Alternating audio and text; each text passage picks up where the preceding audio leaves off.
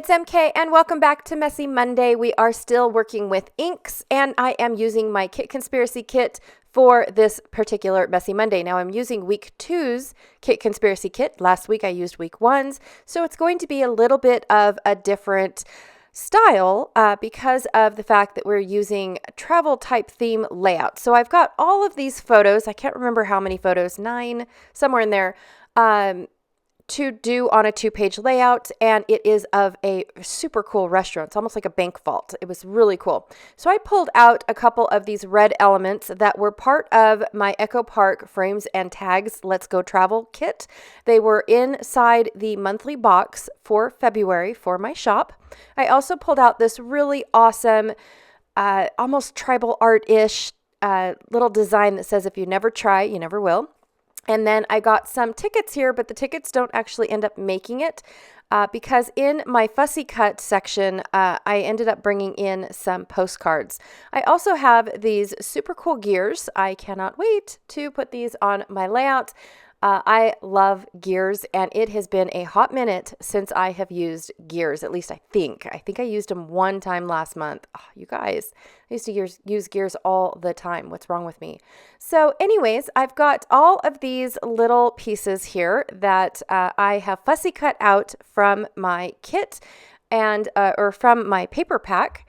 As you can see, they came from both sides of, or not both sides. There's 2 different sheets of fussy cutting. One is all florals and leaves, and the other one is icons and images. So all of those different little things, I'm going to be combining 2 different stencils today. This one here, I can't remember which way it goes. We'll figure it out. And then I'm bringing back these All and Create stamps, which yes, they will be in the shop soon. I promise. They are on their way right now, but I've had a lot of good reviews over the stamps, and so I thought I would bring them to the shop. There's Explorers Layers and Stamped Stories. Those are the 2 different stamp sets that I have. One is more of the letters and alphas, and then the other one is more of the mixed media type. I also brought in my ephemera bits just in case. I don't know if I end up using them or not, but I do want to point out that it is here and handy in case I pull out a random label or tab or something. From the paper pack, I'm going to be using this gorgeous rusted looking piece of paper, and then I've got the tufted leather. I absolutely love this. Oh my stars. Now, oh, yes, that's why. I was going to say, I remember using this, but I don't know why I'm not using the scrap. It's because I used the cloud paper in its entirety yesterday. So, and then here is the mountain paper, and I'm going to be using this plaid paper to mount all of my photos. So I should have enough photos to where I could use just 1 sheet of paper to mount all of my pictures. And then I'm going to be doing a double page layout on top of this specific, or these close to my heart French vanilla cardstocks. Here are the inks that I'm going to be using, and we're going to be making our own pattern paper. That's basically what we're going to be doing. We're going to use these stamps or these stencils, those inks, these brushes right here, and then of course the stamps. I've got one other thing that I forgot. There it is. I remembered it now. We're going to use embossing powder. I dislike embossing powder, but this is such a cool technique, especially for making your own paper, that I cannot wait to share it with you guys. And you don't have to have a special ink pad to do it. You can use your Distress oxides. It is so super cool, and I'm pretty sure everyone has heard of embossing, and this is embossing powder instead of the embossing folder. So the first thing I need to do is decide how my pictures are going to lay out on the page, because I usually pencil line in my design. So that way I know where the mixed media or where the mess needs to be, because I don't want to put the mess, I don't want to put a lot of effort underneath things that are going to get covered up, right? No, that didn't make sense. Anyways, I don't want to put things underneath. And then I feel like my best work just got covered up and I'm stuck with the stuff that was okay, right? So I always, almost always, it depends on how fast and easy and what I'm doing. I almost always lay out my design and then draw a pencil mark as to where my papers need to go. So that way I can just very, very quickly put my mixed media down where it needs to be. So for here, I really liked how my photos were laying down and I didn't want to forget them. So I went ahead and I glued them all together. And then I'm going to have the sign for the restaurant just kind of floating off into on its own in the little nook of the pictures that it's next to. So here I need to decide how big, how wide. I know when I use a full sheet across a 12 by 12 piece of paper, my favorite thing to do is to not center it. I like offsetting it and having it more on one side and then I do the other. So for this particular one, I really wasn't measuring at all. I had to measure just because of the fact that I had to cut my paper apart because I wasn't going to use all that paper underneath the other paper. So I had to go measure and I thought, did I just cut those at the same size? I did not. I really wanted the rivets on this tufted paper to be visible and then look like it's part of the design. And then that way I don't know, I just really wanted it to look like this paper was riveted down. Is what I was going for. So I measured it, but then I kind of moved it over to where the rivet was where I wanted it to be, basically, is what it was. So it's not an exact measurement, even though they look exactly the same. I have no idea what size they are or anything. So the first thing I'm going to do is I'm going to take my old paper and I'm going to stamp, and I'm triple stamping. So I take the first stamp and then I go stamp, stamp, stamp, and then triple stamp it on there. And then I took some frayed burlap and did the exact same thing. I poured embossing powder over it, and you guys can't see it. See, there's no magic, Sandy. I swear. I don't see the magic, but it's there, and it actually will turn up and look super cool once I start adding everything else. It really will. So I'm going to do the exact same thing. The first couple stamps, I had my stamp upside down. It's okay. I'm not going to notice it later. So, but I am going to do the exact same thing with the two same ink pads. I've got old paper and frayed burlap, and I'm just stamping those large background stamps that came on my carrier sheet with the stamp, and now it's all embossed and ready to go. So here I'm going to go ahead and add that little bit of red. Now this is fired brick or fire brick red. And I felt like I needed to bring it in because of those elements that I brought in. Even though the rust color was in my paper, I thought about it for a hot minute that my rust part of the paper might get covered up. Like I didn't pay any attention as to where that rust is going to land, and I've already cut my paper. So it's not like I can sit there and rotate my paper around. So what I'm doing here is just stamping, inking, doing all the things. And then the last little bit that I'm going to be doing is adding in this stencil. Now I did a really light color of the stencil because remember from last week that if you put ink down and then you keep putting ink on top of it, it's just going to get darker and darker and darker, right?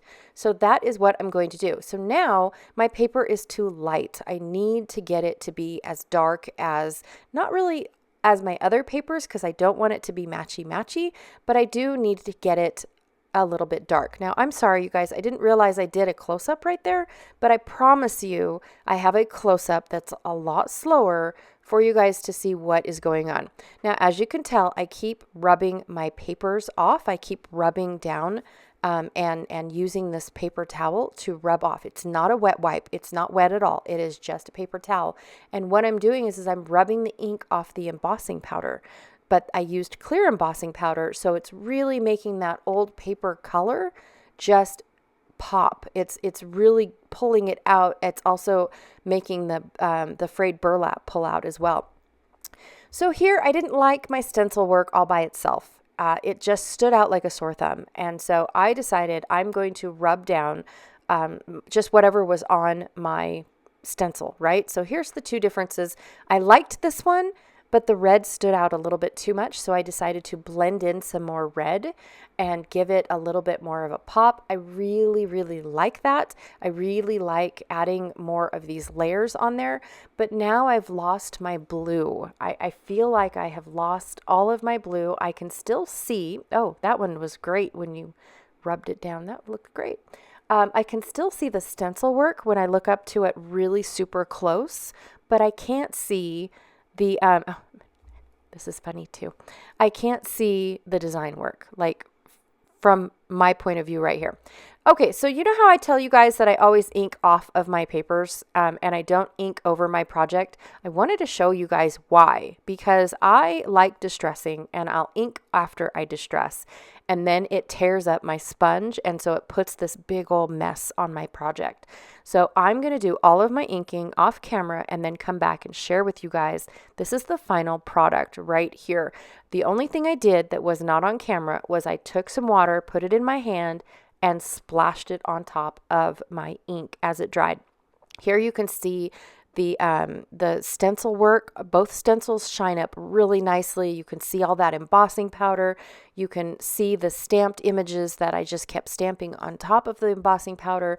I mean, it is just such a cool technique. I love making my own background paper or my pattern paper. I have done it since day one. I've always used stamps and things to make, well, stamps only, actually. I didn't get into stencil work until probably just a couple years ago, if I'm being honest.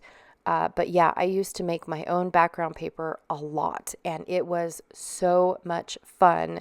And I didn't need or didn't see a necessity of buying pattern paper at the time. But I have to tell you guys, pattern paper does go by faster. Making your own pattern paper all the time definitely can slow down your artwork, but it is so satisfying because then your projects truly do match. Like you do actually get matchy because you're using the same products, the same ink, the same images, the same everything, and then you're just changing it up a little bit. So anyways, but yes, I definitely found out super fast. Probably in 2013, 2014, somewhere in there, 2009. Yep, it was 2009. That pattern papers make it go by super fast. All right, you guys, so off camera, because this is about the inks, right? Off camera, I used some Nuvo drops, and I just took my finger, dipped it in the Nuvo drop because I squished it out on my glass mat here. I dipped my finger, and then I colored my gears, and I used 3 different ones. One was a chunky glitter one. I think it's called Accents. The other one was just a plain copper penny crystal drop, or I don't think it's called a crystal drop. I think it's just a drop. Anyways, I'll double check. And then the other one I used a jewel drop, and then barely dabbed on the so like I mixed it. I barely dabbed on the accent one, so that way it had a color like a light color of the same rainbow that I'm working with, or the same copper that I'm working with, but then it has a little bit of glitter to it. So, and then I just tucked them in all of my little clusters that I had preset up there. So there is my gears. I really like how they pop off the page. I really like having them intertwined with all of my stuff. That is one of the things I love. Is I don't need flowers. I just need leaves and gears. The gears are my flowers for me. So I really do like it. I really do like adding in this coppery color. I feel like it offsets the red a lot. Here is another close-up. My embossing powder actually looks gold, you guys. It really does, but it is not. It is clear with that old paper underneath it, and it just looks so cool. Here is the close-ups of, or not the close-ups, but here's the still shots, I should say, without me moving around. And of course you get to see all of the really fun elements and things like that. I didn't focus or hyper focus on putting my clusters together because this is all about all these layers and making my own pattern paper and whatnot, and the differences in the inks and things like that. I didn't really talk a whole lot about the differences in the inks because I still am concentrating on the oxides and the fact that the oxides can take embossing powder if you're fast enough. So as you can see, I did one page. I didn't let it sit and then do the other page. I did the page, embossed it, and then came back and finished the other side because I don't know the drying time of oxides. I just know that it works with embossing powders. It's awesome. All right, you guys, thank you so much for hanging out with me today. I do apologize for an uber long video, but making your own pattern paper does take time. I'm just saying, it does take a little bit of time. Please don't forget to check out Janet Fritz's channel. She is Galaxy Girl Creations here on YouTube, and she is my partner in crime when it comes to Kit Conspiracy and Messy Mondays now. This is all her brainchild because she really wanted to focus on a specific product at a time to make people want to do more mixed media, or if they have any questions of mixed media. So it is just a really great idea, and I'm so glad to be joining her with it. All right, you guys, again, thank you so much for hanging out with me today. I really, truly appreciate it, and I'll check y'all later. Bye.